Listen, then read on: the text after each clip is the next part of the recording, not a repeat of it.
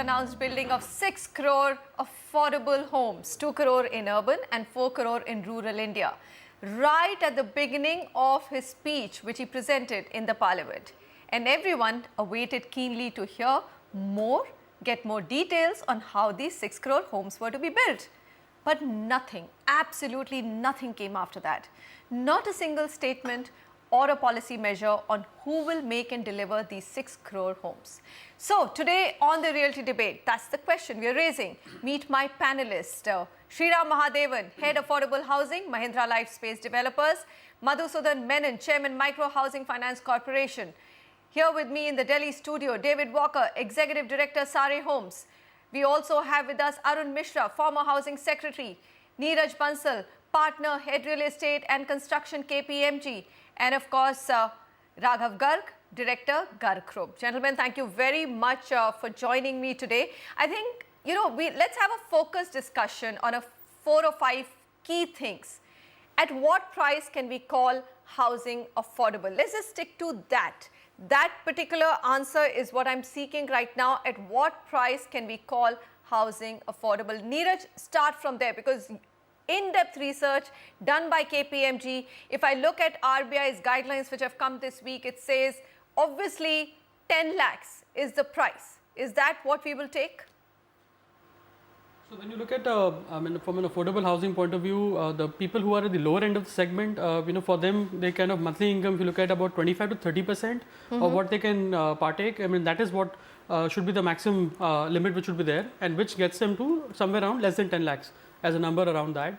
When you look at people slightly on the higher income bracket over there, so 40%, if you take into account absolute value of 40% of what they're earning in the monthly side of it, that is what helps them to be able to service those EMIs, because you can take the loan, but how do you actually able to service that and carry out with your own domestic issues as well.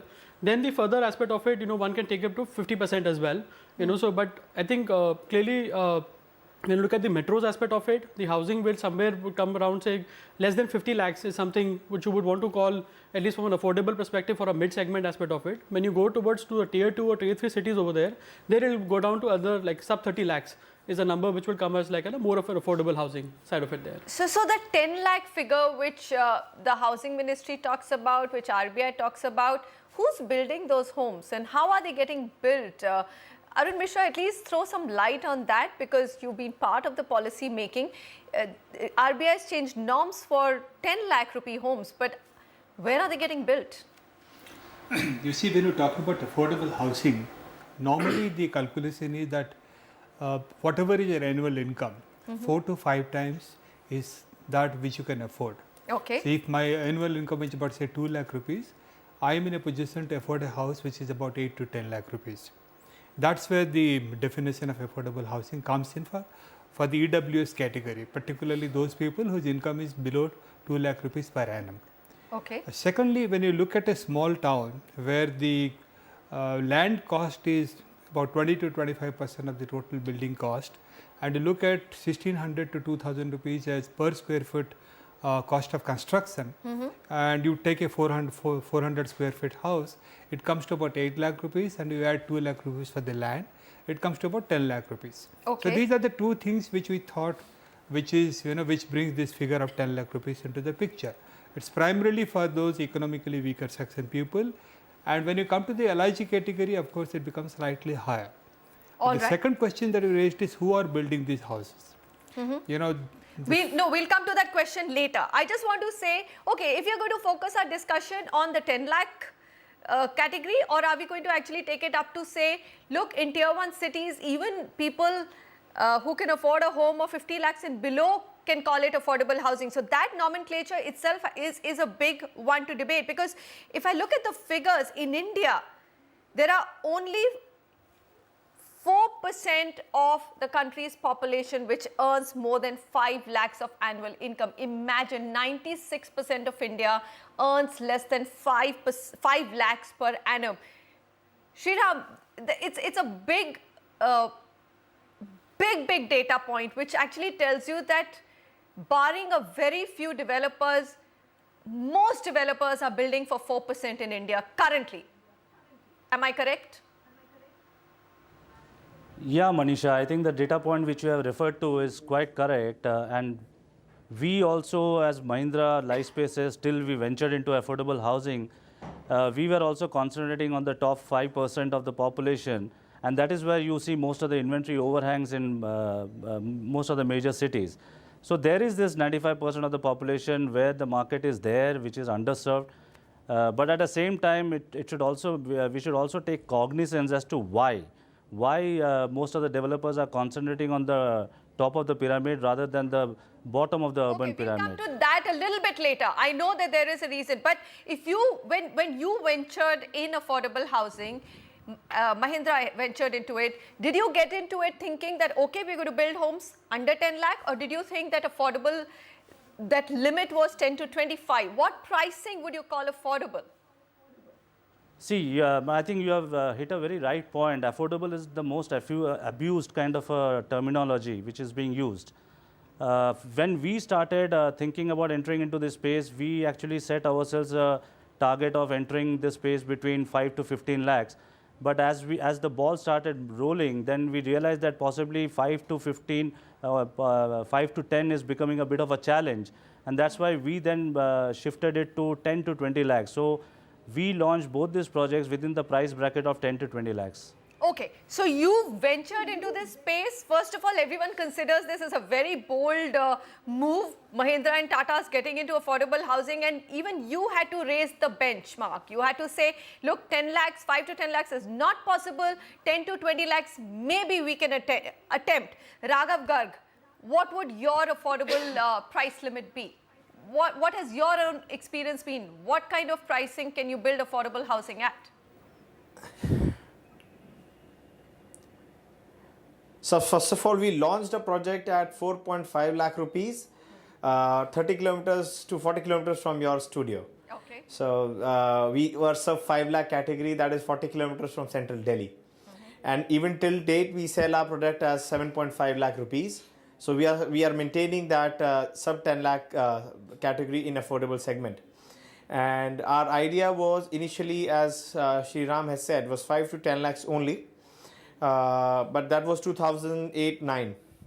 Now we are sitting in 2015. The construction cost, the land cost, and everything else have gone up. So it's difficult to stick in that category, but we are still want to be as close as possible to 10 lakhs. So say you can say 12 lakh, 13 lakh, but we still want to remain in sub 15 lakh category. All right. The another point that I would like to mention is, first of all, for the first time we are talking about 4 crore rural houses. Up till now there was no discussion of rural housing itself. So that's a welcome step. Okay. And second thing, housing being a state subject, the lot needs to be done not by finance minister but by other ministries in together, so that state brings with bylaws that help affordable housing a reality. All right. Okay, we'll get there in terms of what needs to be done to fix this. So now we're going to probably divide the debate between absolutely what you call affordable housing, which is 10 lakhs and below, or stretch it up to 20 in at least bigger cities, and above 20, let's not call it affordable. Let's just say that those are budget homes. Having said that, then your big question is, who are we building these affordable homes for? Who is the customer? I think that's a big question to ask. Neeraj, who's the customer for sub 10 lakh homes? Can the people that are being targeted for sub 10 lakh rupee homes actually afford to buy those sub 10 lakh rupee homes? So when you look at the customer for this, this is basically the daily wage earners and the people who've got some regular income coming in. They are like people who have got some odd jobs that they're doing at the current time. So they have those incomes coming in, which is like Mr. Mishra also mentioned, like getting up to 2 lakh over there. But these are not people who've got very defined bank accounts till now. I mean, till the time this Jan Dhan Yojana was launched. And also that some of these incomes are not very regular incomes also around it. They are like doing small time businesses there. Okay. So business comes in, works come in there. They are able to accumulate some money, but not able to regularly save that much of money for, let's say, a down payment. And for them to obtain a microfinance, as well, All right. points a difficulty. Okay, so that's why I haven't gone to Madhusudan for a particular reason.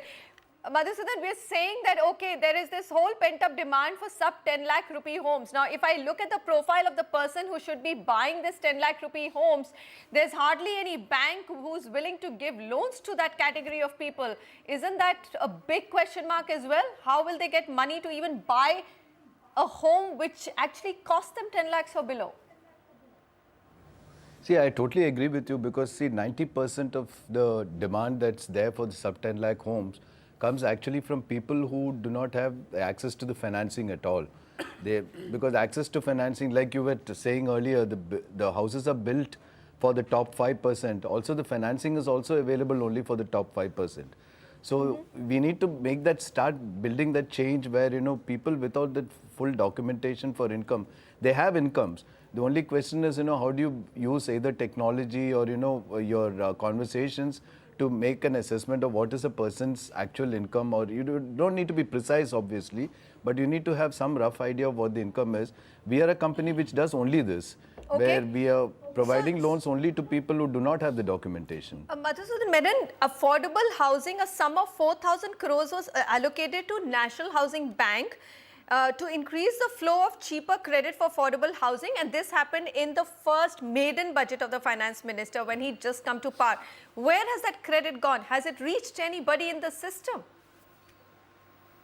Some of it has, but some of it hasn't. Okay. So it came with a lot of strings actually. By the time it flew through from the government to the NHB to the housing finance companies or to the banks, it came with many stringent conditions such as an on-lending cap, which said that if you were borrowing the money from NHB at 7.2 or 7.3%, you could not lend it onward to a customer at anything more than 9.8%. So they had defined a 2.5% spread, as a result of which most housing finance companies and banks could not even access that money. So I suspect that a lot of that money did not even get spent because there were not too many claimants for it. Arun Mishra, why would you, you know, it's a very high risk category loan, isn't it? When you're giving to people at that level, 2% it's okay to have that kind of a spread when you're giving to a very safe strata of society who have great repaying capacity. But to put that kind of a cap on what they can charge the end customer, was it necessary, and why was it necessary? You see, when you talk about these extremely poor people, we handle this issue. It has to be a combination of some kind of a financial support by the government also, whether by way of capital subsidy or by way of interest subsidy. You might remember that we had also set up a trust which was guaranteeing the repayment to the banks. Credit guarantee scheme. The credit and it happened guarantee. during Ajay Markan's time. What happened to that? No, it happened during, it happened during that time. And the trust has already been established, the money has also been transferred, and the trust was supposed to active. This is basically to give some kind of a comfort to the banks and to the financial institutes to give loan to the people, to the poorest of the poor. So are you saying that the banks are not using it and it's their problem and really not the government's problem then? I think at that time when this trust was established during my time, so at that time we had kept a limit of 5 lakh rupees because we had done the calculation and we thought that maybe 5 lakh rupees is something, because our experience shows that, you know, most of the poor people, if the total property is about 10 lakh rupees, they will like to spend about 30 to 35% of that money from their own sources, you know, they borrow, they do whatever. So we thought that 5 lakh rupees will be sufficient, and that's how the whole trust was designed. But maybe now that will require revision, and in case you can bring it up to 10 lakh rupees, I think that will give a lot of assurance to the banks or to the financial institutes that initial capital has already been given to the trust, and that's also being managed by the National Housing Bank. Okay, Sriram Mahadevan, do you find that, I mean, you have actual customers out there who are buying your homes. You've been selling homes launched in Bohisar, one market where you have launched affordable homes. Do you find that your customers struggles to get home loans? No, not really. Actually, the good aspect is, I think, how, so far as financial inclusion part is concerned or availability of the finance is concerned, I think that particular ecosystem has developed over the last couple of years. In fact, if we analyze our set of customers, there would be around 30 to 35% of customers who belong to informal segment. When I say informal segment, obviously they don't have any documented income proof. And some of the profiles are the drivers who have taken loans, street vendors who have got loans and purchased our homes. And we have been very strict in actually not selling it to the investors, and we have been targeting end users, and we are feeling very much vindicated when these kind of customers have actually come forward and bought our home, and we have been able to actually tie it up with a 360-degree kind of a solution in terms of housing finance companies. But Sriram, are you doing this with outside housing finance companies, or is Mahindra doing that with its, its subsidiary financing companies? Now, that's another big question. You're a large group, you can have those tie-ups, but not everybody can do that.